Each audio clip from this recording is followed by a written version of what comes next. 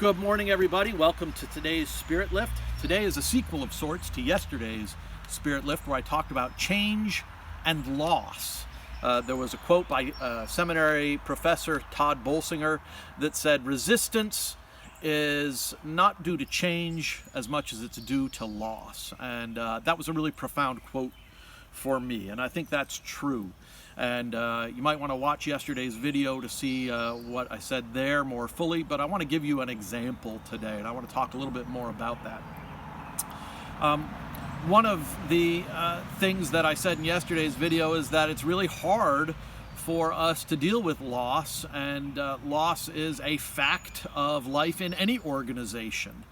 And it is particularly true now in the church, and it has been for 40 years. We've lost a lot of what we have valued at one point. And in thinking about how we're going forward and thinking about how churches can go forward, I have started to think about how can we minister in a world where people are experiencing so much loss.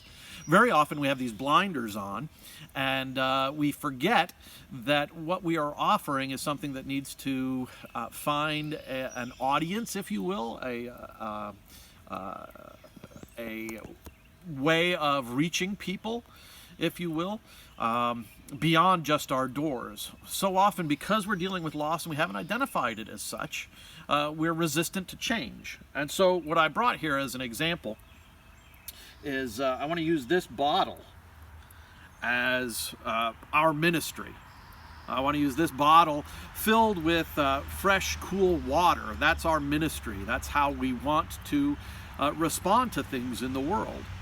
But because we have experienced so much loss, we have resistance to change.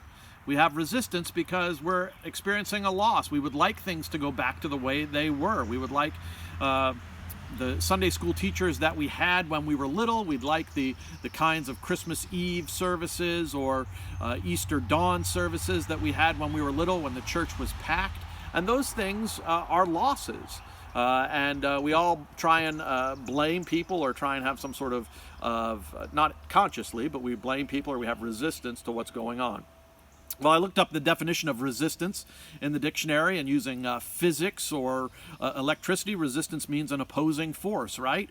So we've got this great ministry that we want to share with people, and yet our hands are on it, and there's a kind of resistance. We put pressure on the ministry that we're doing in such a way that we have some resistance, and we squeeze it, and we squeeze it, and the water, the gift, comes out.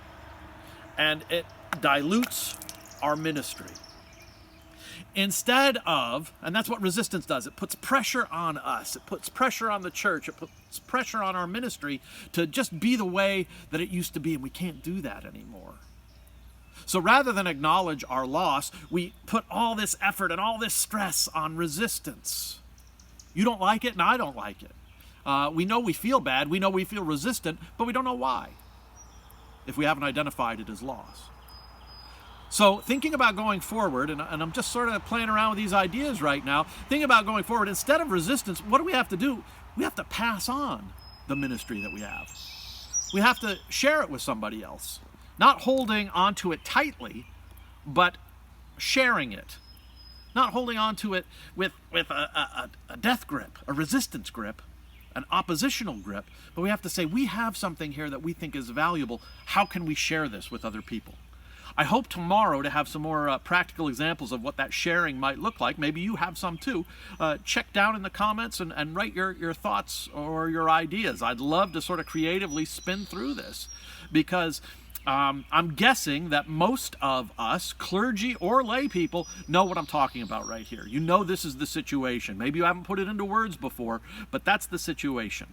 And my hope is that we can find ways not to experience our loss, but to experience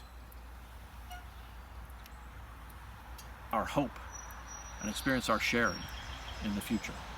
All right, thanks a lot. We'll talk to you later. Bye.